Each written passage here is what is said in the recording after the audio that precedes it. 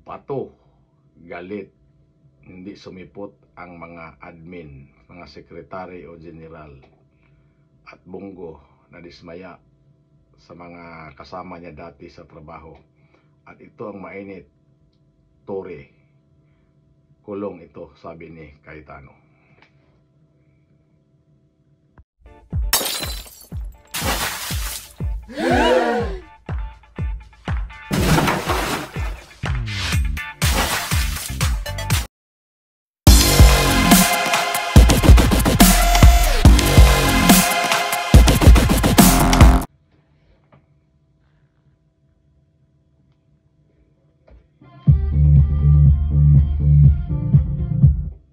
Okay, welcome mga ka-people. Magandang araw, magandang gabi na naman. Nandito naman tayo ngayon sa ating programa Abante Pinoy.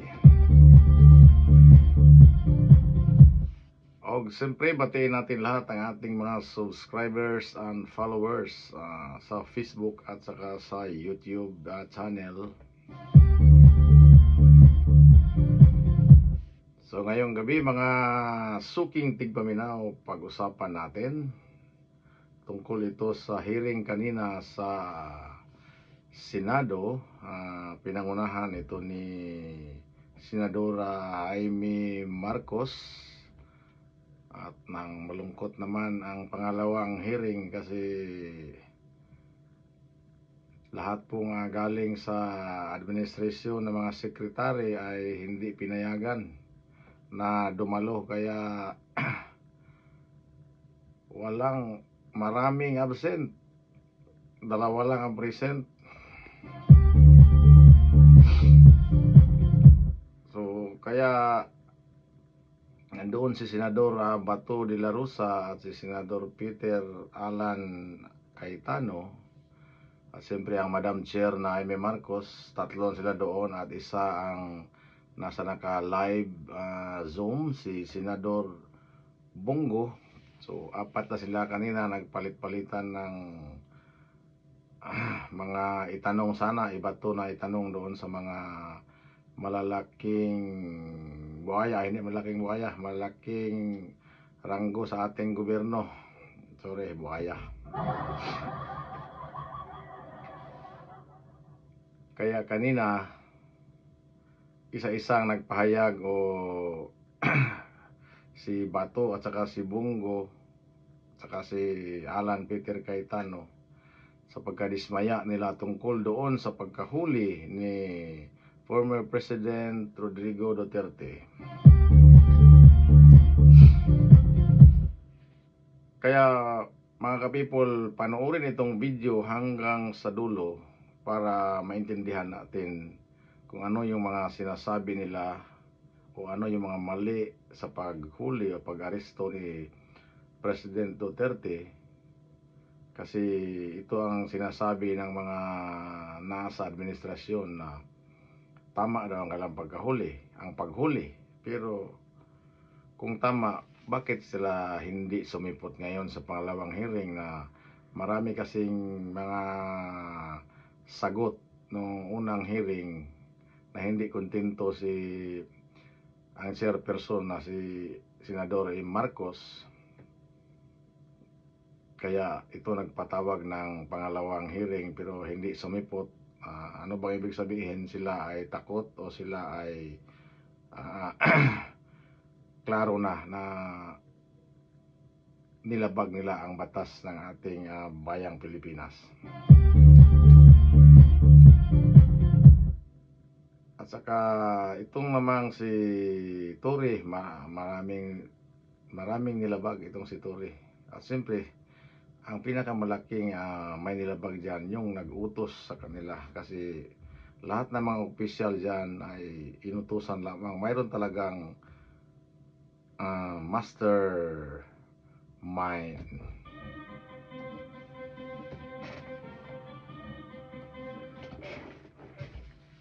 So itong si Bato dismayado kasi gusto sana niyang magtanong.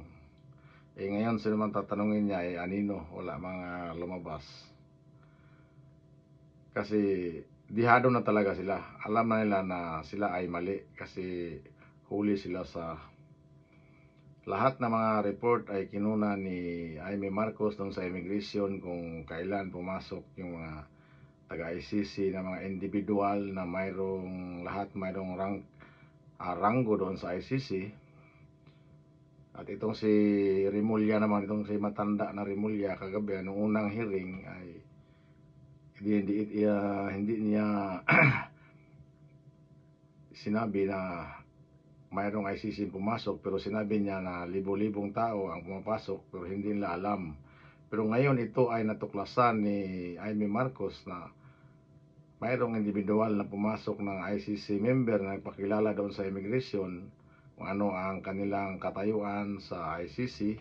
Nandoon lahat nakasulat, yung mga taga-investigador, yung taga-defense panel, at mayroon ding taga-proteksyon sa mga witnesses. So ito ang tataka ni Jaime Marcos. Bakit lahat yung mga dokumento na napakasikretong dokumento ng Pilipinas ay nakuha, dumating na sa ICC, na sila nga minsan nag-request, hindi nila makita yung mga ganong klaseng papilis, hindi pinapakita. Pero ang ICC na authorized na nakuha nila, kaya ito pala ay konektado sa administrasyon na tinutulungan ang ICC na makapasok sa bansa, at matagal na itong nag-investigar. Noong October 2024 yata, October 2024 na ito nga naglabas-pasok dito sa ating bayan. Kaya itong si Anyo, itong si Teodoro, itong si Fajardo, Torre, Marbel, ito ay mananagot lahat. Sigurado ito. Kasi pag hindi ito magsisipot sa sunod na hearing, kasi pinasumpina na sila ngayon, ibig sabihin, mangyari sa kanila yung mangyari sa ibang mga vlogger o ibang witness dati, kagaya nila ni Kibuloy, na pinaaresto nila, isumpina, tapos i-cite of contempt kung hindi magpunta sa Kongreso o Senado. Ngayon, dapat ito gawin din natin para pantay ang ating batas. Porque kayo mga general, mga sekretary kayo dyan, hindi pwede yung iwasan yung mga ganyang katanungan. Ang taong bayan ay nag-aabang po, mga ano bang tawag natin sa kanila, mga malaki. Kaya itong si Bato, sinasabi niya kailangan sumpinahan talaga para pupunta. At ito namang si Bongo, ganon din ang sinasabi. Malungkot siya kasi itong si Tatay Digong ay matanda na.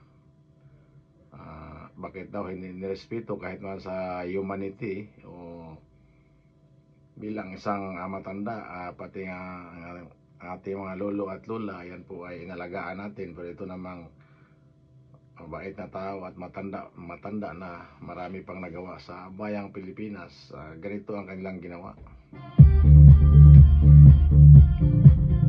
At isa pa dito, pinaka kontrobersyal sa paghuli o pagdakip ni Rodrigo Duterte, itong kay Torre, ito nahanapan ng butas, nandyan pala sa batas, binasa ni Cayetano kung ilang taon yung pagkakulong sa ganyang klaseng pag-aresto, na nakalagay talaga doon sa ating batas na pwedeng magsalita yung akusado o yung hinuli mo, mag-request siya na pwede makalapit ang kanyang kapamilya, abogado, at marami nakalagay doon na pwedeng lumapit. At bakit ito ay hindi pinayagan ni Torre? Kaya malaki ang violation noon, mamaya makita natin sa video. Kaya bago po natin puntahan ang video ito, siyempre wag mo kalimutang i-share ang ating video at isang pitik na lang subscribe sa ating channel, Mr. Bohol. At siyempre inyong lingkod, Mr. Bohol, wag kalimutan suportahan ang ating channel. Ito, panoorin natin ang video, mga kapipol.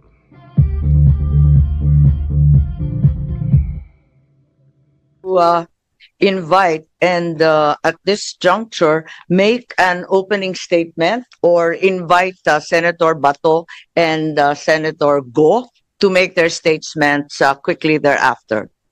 Ang akin lamang, ang katotohanan ay parang anino. Kahit saan ka tumakbo, palaging nasa likod mo. Ang katotohanan ay parang anino. Wala itong walang liwanag kung walang magpapaliwanag. Secrecy na ba? Hindi na transparency. Ang pag-iwas sa katotohanan ay parang utang na may interes. Habang hindi binabayaran, lalong lalaki ang atraso. Maari mong iwasan ang pagharap ngayon sa araw na ito, pero darating din ang araw ng paniningil. Natanggap ko ang email noong March 31, ang opisyal na liham sa tanggapan ng Executive Secretary Lucas Bersamin na nagsasaad na ang mga miyembro ng gabinete at iba pang mga opisyal ay hindi makikilahok sa Senate hearing ngayong araw. At ang sabi nila, sapat na raw ang sinagot nila noong March 20 at kumpleto at mahusay ang binahagi na impormasyon patungkol sa pagkakaaresto ng dating Pangulo. Nabanggit din sa liham ang executive privilege at binigyang diin yung sub judice rule dahil may 4 na petisyon umano kasalukuyan sa Supreme Court.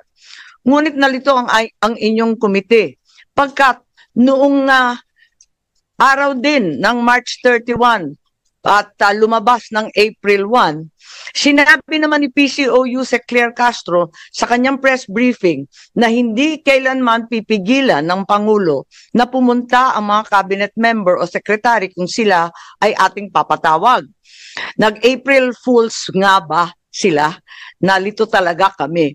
Biglang tugon sa sulat, bilang tugon sa sulat ng ating ES, una, ang kanyang tinukoy na comprehensive findings. This was the letter, this was mentioned in the letter, but my findings were very clearly preliminary findings, which is the reason for the second hearing. Marami pang mga tanong na nangangailangan ng sagot. At napakarami nating mamayan na nagpadala ng iba't ibang dokumento, impormasyon at ebidensya. That pagkakataon sana, ang hearing na ito para magpaliwanag ang ating mga cabinet members sa taong bayan. Sa usapin namin ng subjudice, alam natin at alam higit sa lahat ng ating dating Chief Justice na ang Korte Suprema na mismo ang nagsabi na hindi ito nalalabag kapag Senate inquiry in aid of legislation. Hindi ito saklaw ng karaniwang subjudice na nagbabawal isa publiko ang mga bagay na liniliti sa korte. Mahalaga ang legislative inquiry sa paghubog at pagpapatatag ng ating mga batas. Panguli, nirerespeto ko ang doktrina ng executive privilege, pero tahasang pagbaliwala sa doktrina ng checks and balances ng ating gobyerno. Kung ayaw na mag-attend ng hearing, ibig sabihin, ayaw na nilang magpapacheck sa atin na co-equal branch of government.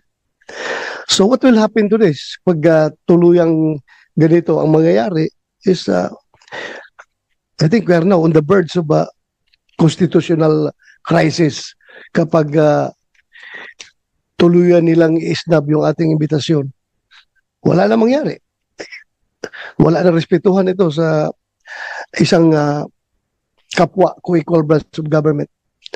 So, Madam Chair, I would like to move that we issue subpoena to these government officials to require their presence in the next hearing. Kung meron ka pang gaganaping hearing, dapat masubpoena ito sila para magkaalaman. Klaruhin natin ito. Sang-ayon po ako sa inyo at talagang hindi tama itong pangkalahatang sinasabi. Lahat na lang executive privilege, lahat na lang sub judice. Alam naman natin, hindi naman tayo lihis at alam naman na narito. Kaya nalulungkot po kami. At ngayon tawagan naman natin si Senator Bongo. Magandang umaga po, Madam Chair, Senator Bato de la Rosa, and to the resource persons present in this meeting. Parang wala namang resource persons na present dyan. Parang wala akong nakikita. Si Attorney Medina lang po, yung dating resource natin, at narito rin yung dalawang abogado ng SEC. Yun lang po. Napakalungkot naman po. Malungkot yung Pilipino, malungkot rin yung hearing natin. Sa nakaraang pagdinig ng committee ito, marami tayong naisiwalat na maaring pagkakamali o paglabag sa batas, due process at karapatang pantao na isinagawang pag-aresto kay dating Pangulong Rodrigo Duterte. The preliminary report of the chairperson underscored a crucial point. The Philippine government was under no legal obligation to arrest the former president and surrender him to an international court. It was revealed that what was received was merely a diffusion notice which was unverified and unapproved by the International Criminal Police Organization, Interpol Secretariat. The government has repeatedly stated that the International Criminal Court has no jurisdiction in our country. Parating paulit-ulit yan. At hanggang ngayon, yan naman po ang pinag-uusapan na wala pong jurisdiction. Kung walang jurisdiction ng ICC, bakit pinayagang pumasok ang Interpol? Kung hindi kinikilala ng gobyerno ng ICC, bakit nila binigyan ng pansin ang arrest warrant mula sa ICC? At it was very fast. Napakabilis po ng pangyayari. I'm sure, kindly check nyo rin po sana. Baka maraming may mga red notice dyan na hindi naman minadali, hindi naman hinanap, pero ito, ang bilis po. Mas inuna niyo pang isinuko si dating Pangulong Duterte kesa sa matagal na sigurong nandyan sa listahan. At kung sinunod niyo lang po ang batas at tamang proseso, hindi niyo papayagan na ilipad lamang sa loob ng 14 na oras si Tatay Digong. Madam Chair, hindi natin maaaring ipagsawalang bahala ang seryosong implikasyon ng mga pangyayaring ito. Napaka-unhealthy po itong nangyari ngayon. Maaaring may mga batas at proseso ang ating bansa na nalabag at maaaring may mga karapatan ng isang mamamayang Pilipino ang naisang tabi. Kung ang dating Pangulo ng ating bansa ay maaaring tratuhin ng ganito, paano na lang kaya yung mga ordinaryong mamamayan? Ano ang garantiya na hindi ito mangyayari sa iba? Dapat bawat Pilipino, mataas o mababa ang katayuan sa buhay, dapat may gobyernong masasandalan na hindi siya pababayaan. Former President man o hindi, karapatan yan at lalo sa pagdating sa kanyang kalusugan, kaligtasan at buhay. Hindi rin ninyo isinaalang-alang na matanda na po si Tatay Digong, ang matatanda po, frail, fragile, sa totoo lang, harmless na po si Tatay Digong. For humanitarian consideration, kahit sinong lolo at lola natin, ginagalang at inaalagaan natin. Yun naman po ang ating kultura dito sa ating bansa. Ngayon, sa ibang bansa, mag-isa siya, napaka-stricto pa doon. Sino pong mag-aalaga kay Tatay Digong doon? Paano na lang kung may mangyari sa kanya doon? Marami naman siyang nagawang kabutihan sa ating bayan. Kung may pananagutan man dahil sa kanyang desisyon para sa kabutihan ng ating mga anak, dapat dito siya litisin sa ating bayan. At mas alam niyo po, ang Pilipino po ang dapat humusga sa kanya.